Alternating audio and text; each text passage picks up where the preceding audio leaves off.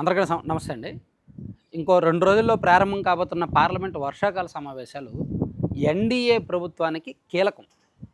BJP నాయకులకు చాలా కీలకం.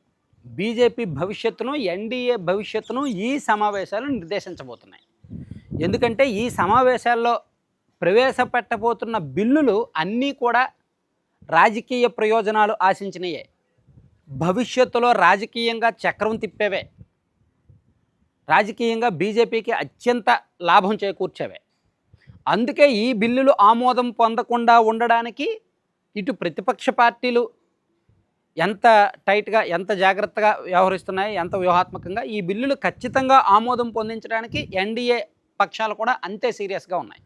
ప్రధానమంత్రి నరేంద్ర మోదీ గారు, అమిత్ షా గారు అండ్ బీజేపీ జాతీయ అధ్యక్షుడు నితిన్ నబీన్ సహా కీలక నాయకులందరూ కూడా ఈ బిల్లులు ఆమోదం పొందించే విషయంలోనే ఒక నెల రోజుల నుంచి నిమగ్నమై ఉన్నారు. దీని గురించే డిస్కస్ చేస్తున్నారు. రాజ్యాంగ సవరణ బిల్లులు కొన్ని ఉన్నాయి. ఇప్పుడు నాయకులకు జైలు శిక్ష పడితే 30 రోజుల కంటే ఎక్కువ రోజులు జైల్లో ఉంటే పదవి రద్దు అవ్వడం, సస్పెండ్ చేయడం, అది ఒక బిల్లు ఉంది. అది జేపీసీ కమిటీ కూడా కొన్ని సూచనలు చేసింది. ఆ బిల్లు ఒకటి రాజ్యాంగ సవరణ చేయాల్సి ఉంది. అలాగే అన్నిటికంటే మించి నియోజకవర్గాల పునర్విభజన. సో దీన్ని ఉద్దేశించి రాజ్యాంగ సవరణ చేయాలి. నియోజకవర్గాల పునర్విభజన చేసి దేశవ్యాప్తంగా చట్టసభ సంఖ్య పెంచి, చట్టసభ స్థానాల సంఖ్య పెంచి, అంటే లోక్సభ స్థానాలు పెంచుతారు, అన్ని రాష్ట్రాల్లో అసెంబ్లీ నియోజకవర్గాల సంఖ్య కూడా పెంచుతారు. తద్వారా మహిళా రిజర్వేషన్ కూడా అమలు చేయాలి. ఎప్పుడో 2023 సెప్టెంబర్లో ఆమోదం పొందిన మహిళా రిజర్వేషన్ బిల్లుకి డీలిమిటేషన్ లింక్ పెట్టారు. ఆ డీలిమిటేషన్ జరిగితేనే మహిళా రిజర్వేషన్ అమలు అవుద్దని చెప్పి 2023లో లింక్ పెట్టారు. అందుకని ఇప్పుడు డీలిమిటేషన్ జరిగితేనే మహిళా రిజర్వేషన్ వస్తుంది. సో ఆ డీలిమిటేషన్ జరగాలి అంటే 2/3 మెజారిటీ, రాజ్యాంగ సవరణ జరగాలి. రాజ్యాంగ సవరణ జరగాలి అంటే 2/3 మెజారిటీ కావాలి.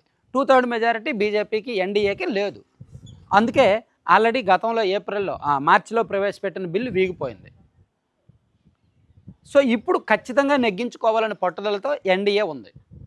దానికి చాలా కారణాలు ఉన్నాయి. మార్చి తర్వాత ఈ 4 నెలల్లో చాలా రాజకీయ పరిణామాలు జరిగాయి. పశ్చిమ బెంగాల్లో అప్పుడు అధికారంలో ఉన్న తృణమూల్ కాంగ్రెస్ ఇప్పుడు లేదు, ఓడిపోయింది. కాబట్టి టీఎంసీ ఎంపీలు చీలిపోయారు, ఎన్డీఏ కొంతమంది మద్దతుగా వచ్చేశారు. తమిళనాడులో అధికారంలో ఉన్న డిఎంకే ఇప్పుడు అధికారంలో లేదు, ఓడిపోయింది. కాబట్టి డిఎంకేలో కూడా 22 మంది ఎంపీలు ఉంటే వాళ్ళు కూడా కొంతమంది బీజేపీకి మద్దతు ఇవ్వడానికి సిద్ధపడ్డారు. సో అప్పటికి ఇప్పటికీ ఎన్డీఏకు ఒక 30 మంది పార్లమెంట్ సభ్యుల బలం పెరిగింది, లోక్సభ సభ్యుల బలం పెరిగింది. యాక్చువల్లీ పార్లమెంట్ అంటే లోక్సభలో 2/3 మెజారిటీ అంటే 362 మంది మొత్తం అందరూ హాజరైతే. లేదు, హాజరైన వాళ్ళలో 2/3 తీసుకుంటే ఒక 400 మందే వచ్చారు అనుకోండి. సో దానిలో 2/3 తీసుకుంటారనమాట. సో ఆ రోజు ఆ సభకు ఎంతమంది వచ్చారో అందులో 3 వంతుల్లో వేసి 2 వంతుల మంది బిల్లుకు మద్దతు ఇస్తేనే రాజ్యాంగ సవరణ జరుగుతుంది. సో దీనికి సంబంధించి ఆ కీలకమైన బిల్లులు ఉన్నప్పుడు మ్యాక్సిమం అటెండెన్స్ ఉండేలాగా అటు పాలకపక్షము, ఇటు ప్రతిపక్షం అందరూ కూడా విప్లు జారీ చేస్తారు. కాబట్టి అటెండెన్స్ కూడా మ్యాక్సిమం అటెండ్ అవుతారు. కాబట్టి ఈ బిల్లులు చర్చ కూడా చాలా ఇంట్రెస్టింగ్గా ఉంటుంది. సో ఇప్పుడు బీజేపీ చేస్తున్న ప్రయత్నాలు ఏంటంటే, ఆల్రెడీ వాళ్ళకి 292 మంది ఎంపీల బలం ఉంది. దానికి ఇప్పుడు అడిషనల్గా ఒక 25-30 మంది యాడ్ అయ్యారు. ఎవరు, సమాజ్వాదీ పార్టీ కాదు, ఎన్సీపీ నుంచి కొంతమంది శివసేన, ఉద్ధవ్ థాకరే గారి టీం శివసేన నుంచి ఒక 6 ఎంపీలు యాడ్ అయ్యారు. అందులో మొత్తం 9 మంది ఉంటే 6 ఎన్డీఏకి మద్దతు ఇచ్చారు. అండ్ టీఎంసీ తృణమూల్ కాంగ్రెస్కి 29 మంది ఎంపీలు ఉంటే 20 మంది ఎన్డీఏకి మద్దతు ఇచ్చారు. అండ్ డిఎంకేకు 22 మంది ఉంటే ఒక 8 మంది ప్రస్తుతానికి మద్దతు ఇచ్చినట్టుగా తెలుస్తోంది. అది ఇంకా కన్ఫర్మ్ కాదు. సో ఓవరాల్గా వీళ్ళు బలం 292 నుంచి 320కి పెరిగింది. అయితే ఇది సరిపోదు, ఇంకొక 30 మంది ఎంపీల బలం కావాలి.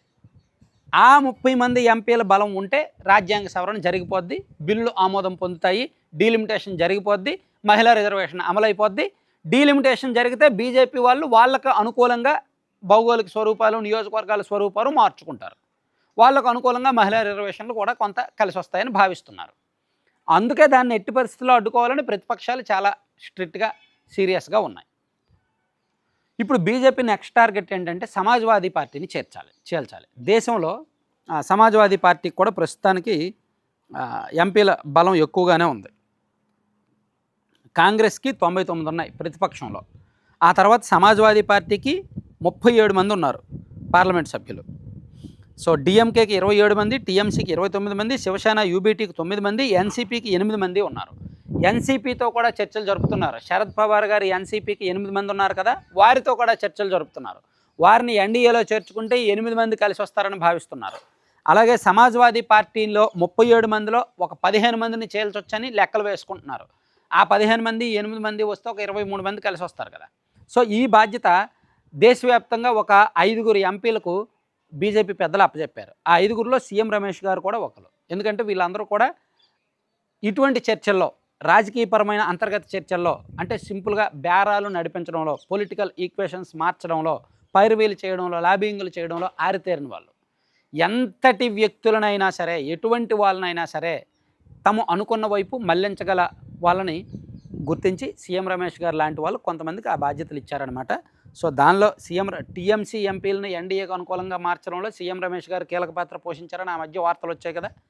సో అలాగే ఇప్పుడు సమాజ్వాదీ పార్టీలో ఎంపీలను, డిఎంకే పార్టీలో ఎంపీలను, ఎన్సీపీని కూడా బీజేపీ వైపు, ఎన్డీఏ వైపు మళ్లించడానికి కొంతమంది ప్రయత్నాలు చేస్తున్నారు. ఆ కొంతమందిలో సీఎం రమేష్ గారు ఉన్నారనేది ఒక టాక్ అనమాట.